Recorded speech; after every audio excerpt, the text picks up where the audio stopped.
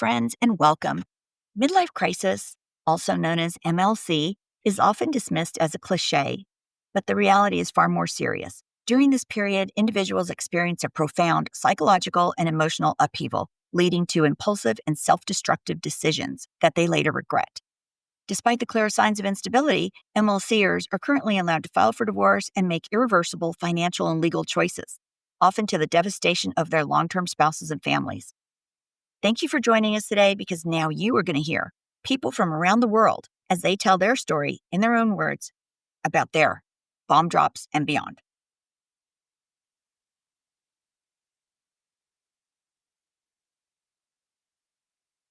The stories and events discussed in this podcast are based on our guest experiences and are intended for informational and entertainment purposes only. They should not be considered legal, medical, or professional advice.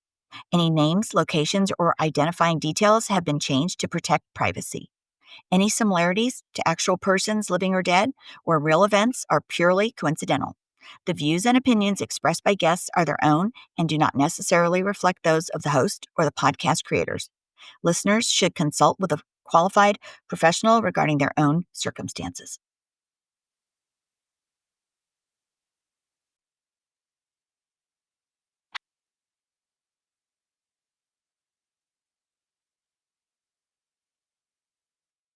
Hello, everybody. Thanks for joining us today. This is your host, Trina Laird. Today, we are going to talk about flying monkeys and betrayal. So first, we'll go on with the flying monkeys. That might remind you a little bit of the Wizard of Oz. Well, no surprise. It's now used in psychology to describe enablers or enforcers of a narcissist or an unstable person's agenda. These people that are referred to as flying monkeys, they they often become pawns, like knowingly or unknowingly, in a campaign to isolate, discredit, and punish the target, which is often a colleague, a spouse, a partner, close friend. Um,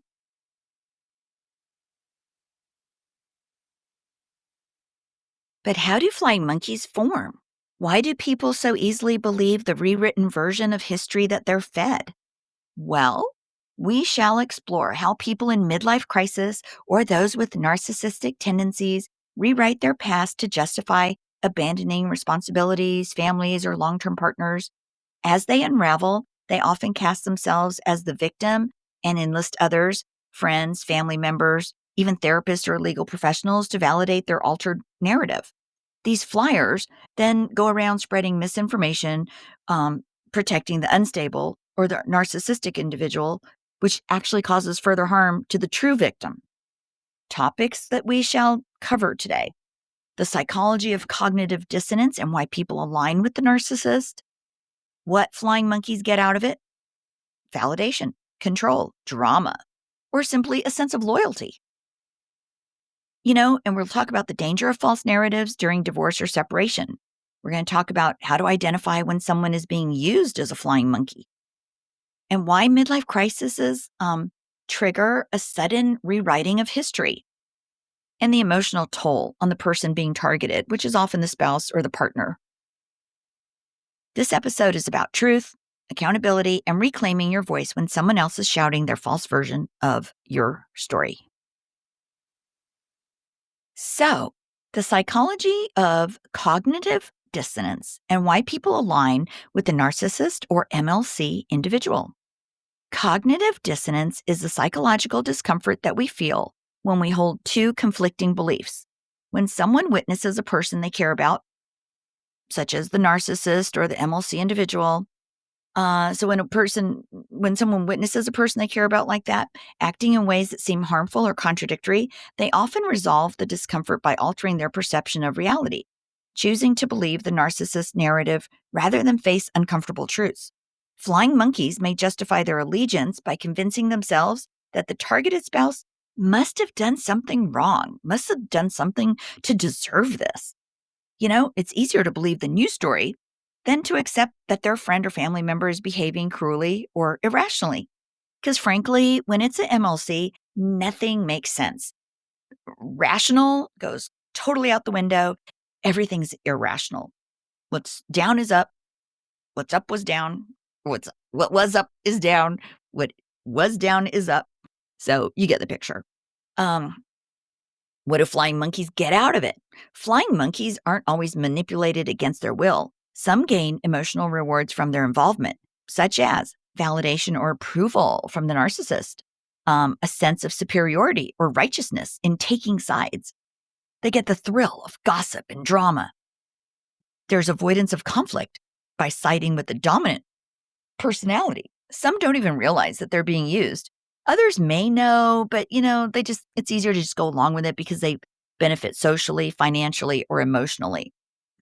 And please note, a lot of times we'll say narcissist because somebody in midlife crisis not, they're often not a narcissist, but they often have little tendencies and traits of narcissism during the crisis, and that's very, very, very, very common. So that's why we often do that or refer to it that way. So the danger of false narratives during divorce or separation. A narcissist or someone in a midlife crisis often rewrites the story of the marriage to make themselves the victim and justify abandonment, infidelity, or cruelty. False narratives during a divorce can influence custody decisions. It can sway mutual friends and family. False narratives can even destroy reputations. False narratives also increase isolation and trauma for the targeted spouse.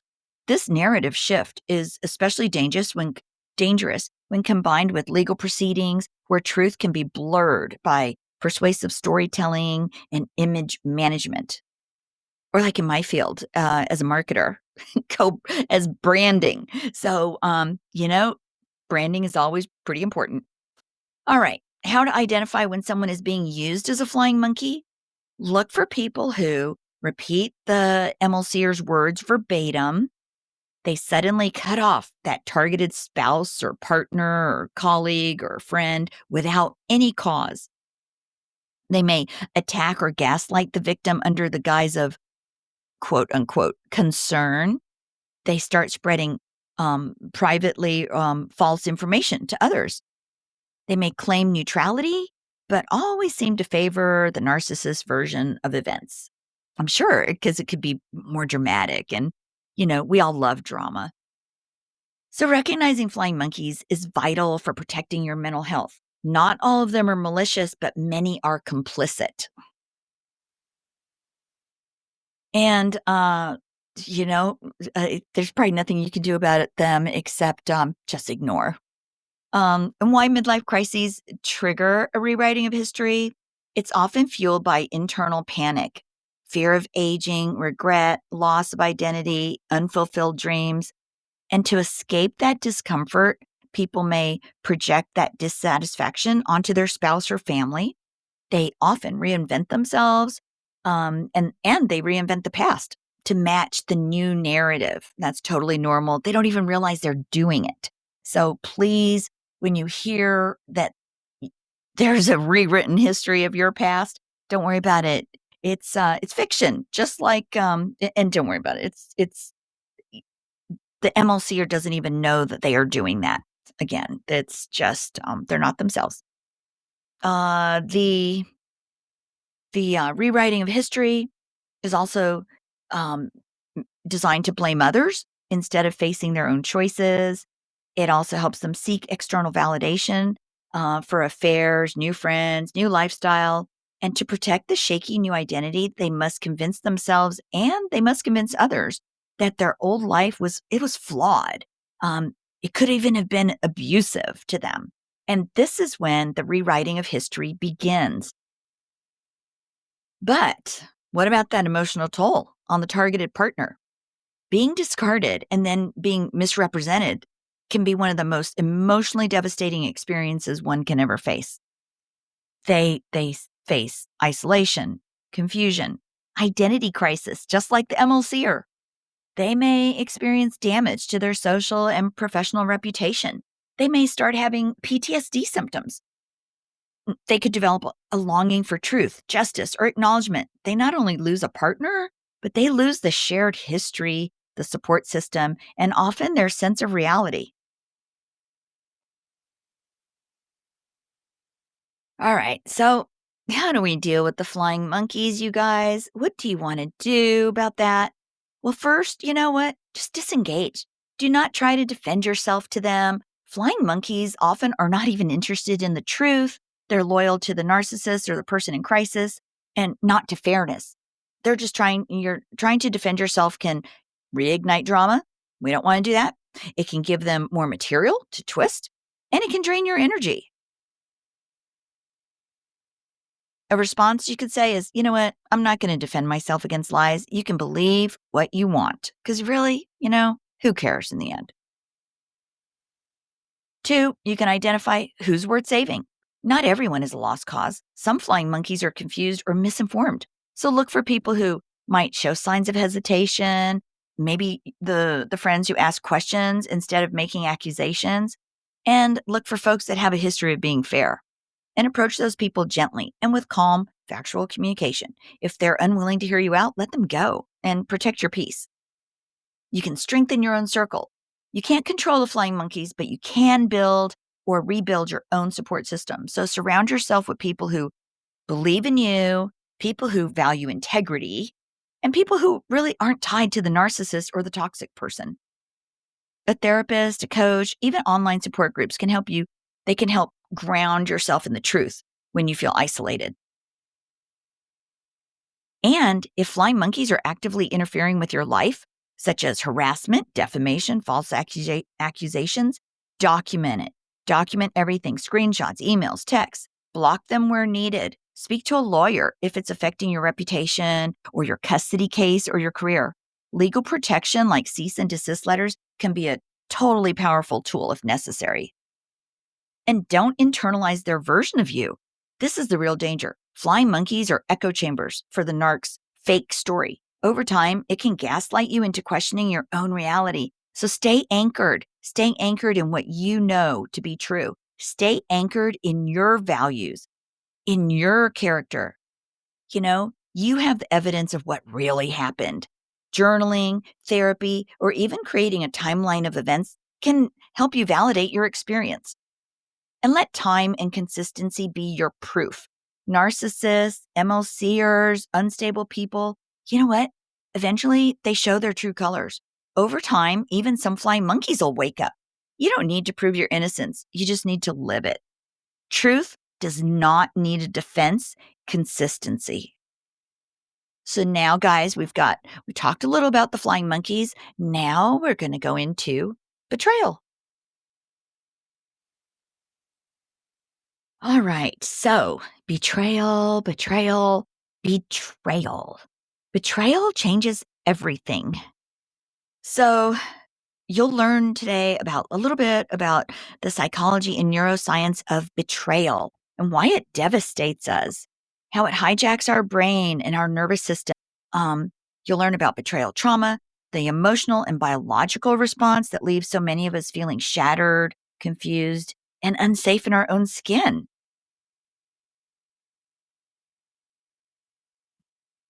And why do people betray?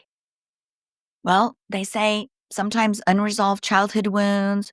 It could be narcissism. It could be the chaos of a midlife identity crisis. It could be just a variety of reasons.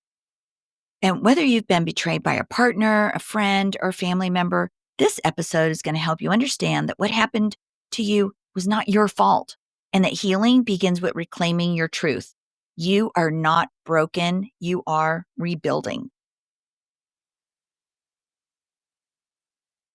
So, what happens in the brain and body when trust is shattered? Let's unpack a little bit betrayal and why it so often comes from the people we love the most, and how to begin healing when um, your world's been turned upside down. This is the science of betrayal. Betrayal doesn't just break your heart; it breaks your brain, and I mean that literally. It's not just pain; it's trauma, and science actually has a name for it. It's called, drumroll, betrayal trauma. It was first studied by a psychologist named Jennifer Freyd, who discovered something powerful. The closer the betrayer is to you, the deeper the wound, which makes a lot of sense. When someone you love and someone that you trust, someone your survival once depended on, when that person turns on you, it's not just a violation, it's a psychological earthquake. Your brain, especially your amygdala, the part right here that senses danger, that part goes into overdrive. It's fight, flight, freeze. It doesn't know if this is emotional pain or a predator in the wild. Cortisol floods your body. Your nervous system gets hijacked, and your ability to think clearly totally shuts down. Sometimes you'll even forget things, dissociate, or question your own memories. That's not weakness. That's your mind trying to protect you from what it can't yet process. That is how it's just completely so traumatic in your head. And just know if you've got a spouse or partner in MLC, it's very similar for them too. They're going through a total fogginess in their head. And you're going through a total fogginess in your head with the betrayal issue. But the bigger question is this: why do people betray the ones they say they love? Why does this so often come from the person you trusted the most? Well, some betray because they're wounded, emotionally immature, afraid of intimacy, terrified of being seen. They sabotage love before it gets too real. Others carry childhood scars that were never healed. And instead of confronting the pain, they dump it on you. They don't mean to. It is what it is. This is, you know, some betray out of narcissism. Some see people as objects, not really humans with hearts. And then there are those that are caught in midlife crisis, of course, trying to outrun the mirror, running from aging, running from responsibility and mortality. And you just happen to be standing there when they cracked. It's not your fault. And betrayal, really, it's not your fault. It's never about how lovable you were. It's really about how limited they were. When someone betrays you, they don't just walk away from the relationship. They walk away from truth, from loyalty, from integrity. And that's not love. That's cowardice in disguise. So if you've been betrayed and you're still standing, you are already stronger than the one who did it. You're not broken. You're just in the process of rebuilding something betrayal tried to take from you, your trust in yourself. If betrayal has touched your life, I want you to know this. You are not weak for being hurt. You are not foolish for having trusted. And you are absolutely not alone. You didn't lose everything, but you did lose some stuff. And you know what you lost? You lost what was false. You lost what was performative. You lost what couldn't carry the weight of love. And now you are finally free to rebuild honestly, fiercely, and on your terms. So don't look at it as a loss. Think of what you've gained, and you are going to gain plenty. Thank you for listening. If this episode spoke to something inside you, with the flying monkeys or the betrayal, please share it with someone who needs to hear it. There's a lot of folks out there that need to know they are not alone. And if you haven't already, please subscribe so you don't miss what's coming next. And just remember, you are not just surviving betrayal, you're rising from it. So stay cool out there, stay awesome, and I'll see you guys at the next podcast. Thanks so much for listening to MLC Bomb Drop and Beyond.